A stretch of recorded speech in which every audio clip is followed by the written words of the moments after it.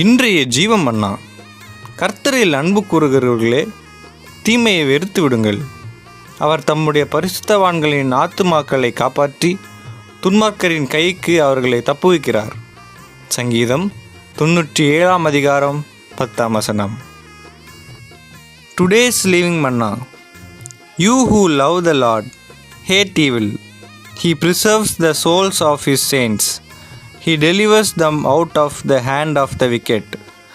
Psalm chapter 97 verse 10. God bless you.